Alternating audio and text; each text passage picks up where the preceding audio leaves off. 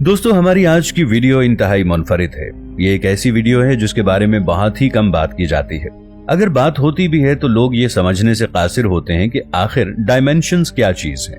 ये वीडियो देखने के बाद आप जिन्नात, रूहों या दूसरी ऐसी ही मखलूकात के बारे में हैरानो परेशान नहीं होंगे और डायमेंशन आपको बआसानी समझ आ जाएगी।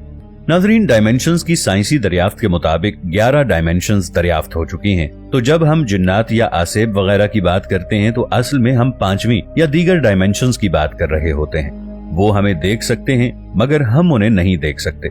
यही वजह है कि जब वो हमारी जिंदगी में दखल अंदाजी करते हैं तो हम खौफजदा हो जाते हैं कि ये ऐसी कौन सी मखलूक है जिसे हम महसूस तो कर रहे हैं मगर हमें नजर नहीं आ रही।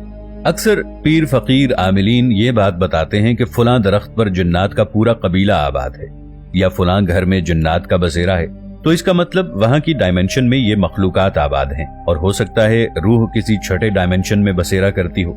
इसी तरह जो 7 आसमान, जन्नत, जहन्नम, बरज़ख और आलम अरवाह हैं, ये सब मुख्तलिफ डायमेंशंस के नाम हैं जो इस कायनात में एक दूसरे के मुतवाज़ी मौजूद हैं। हम इंसानों को स्पेस और टाइम में कैद कर दिया गया है, वो इस तरह के हमें मादी जिस्म अता किया गया। नाज़रीन, हमारा जहन या सोच रोशनी की रफ्तार से भी ज्यादा तेज हरकत कर सकती है। हम क्योंकि मादी जिस्म में कैद हैं तो हमें अपना जिस्म कहीं ले जाने के लिए स्पेस से गुजरना होगा। इस स्पेस से गुजरने के लिए हमें वक्त की जरूरत है।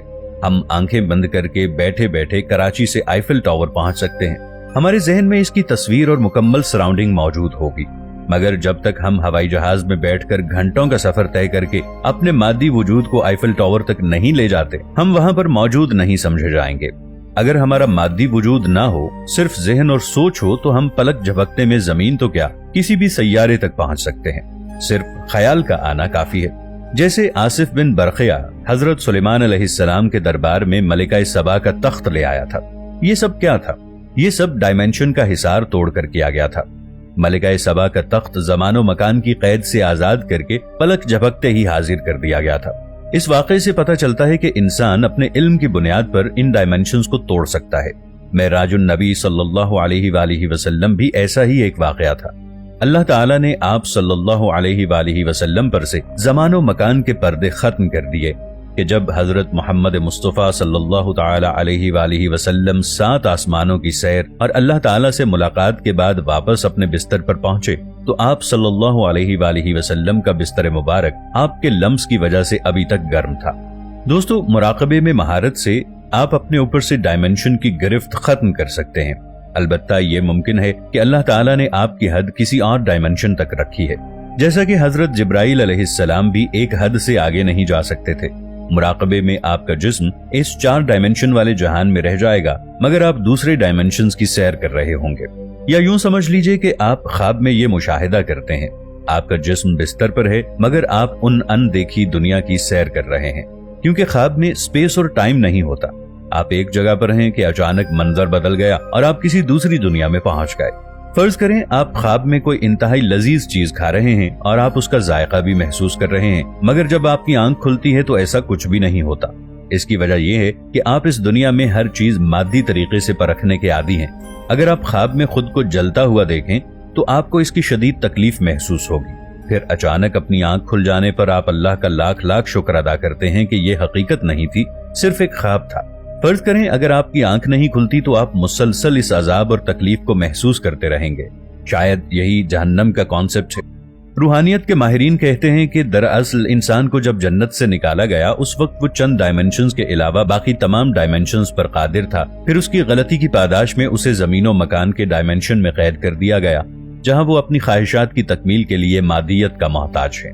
चलिए फर्ज कीजिए अगर मुझे स्ट्रॉबेरी आइसक्रीम चाहिए, मैं दूध लाऊंगा, चीनी मिलाऊंगा और आइसक्रीम को बनाने के तरीकों के मुख्तलिफ मदारिस से गुजारूंगा और फिर जाकर आइसक्रीम तैयार होगी और फिर वो फ्रीजर में ठंडी होगी।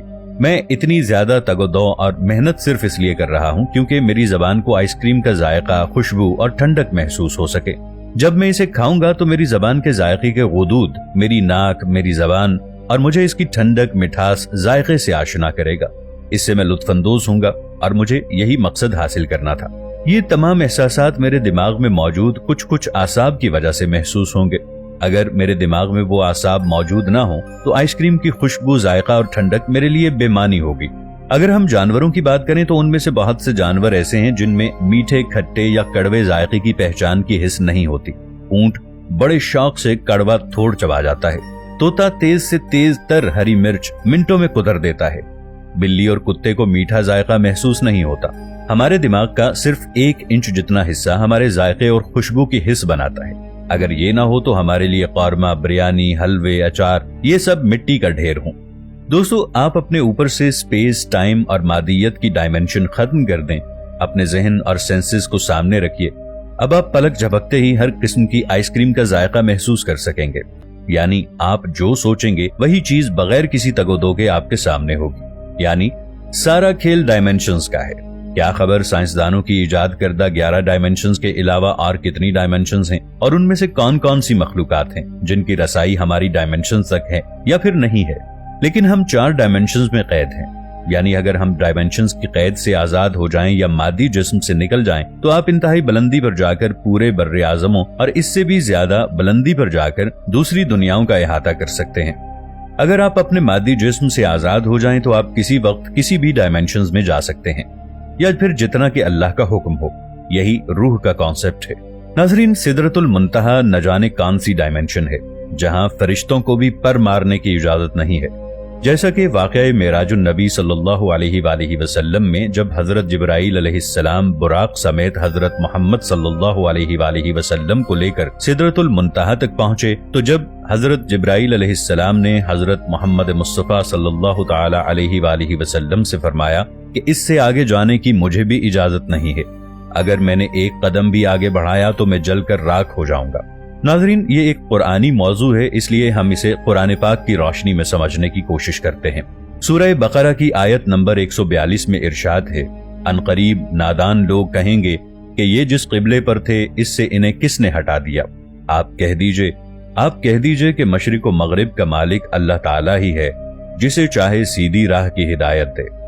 इसी तरह सूरह मारिज की आयत नंबर 40 में इरशाद बारी ताला है, बस मुझे कसम है मशरिकों और मगरिबों के रब की कि हम यकीनन कादिर हैं। जो काबिलियत बढ़ती जाती है इंसान डायमेंशनली तरक्की करता जाता है, यानी 3 डायमेंशन, 4 डायमेंशनल और 5 डायमेंशनल वगैरह। नाजरीन, इंसान बुनियादी तौर पर 2 डायमेंशनल मखलूक है, मगर शऊर की तरक्की से ये बगैर किसी इजाफी मेहनत के 4 डायमेंशनल हो सकता है। हर तालीम याफ्ता इंसान एक 4 डायमेंशनल इंसान होता है, यानी वो अपने साथ रहने वाले से दुगना तरक्की याफ्ता होता है। ये 4 डायमेंशनल की कैद इसलिए है कि जिस जमीन पर हम रहते हैं वो 4 डायमेंशन सपोर्टेड है। 5वीं डायमेंशन को देखने के लिए हमें इस आलम से निकलना पड़ता है, वो चाहे जीते जी निकल जाएं या फिर मरने के बाद। दोस्तों, उम्मीद करते हैं आपको हमारी आज की ये वीडियो पसंद आई होगी। इसे लाइक और शेयर जरूर कीजिएगा। मिलेंगे एक नई वीडियो के साथ, तब तक के लिए अल्लाह निगहबान।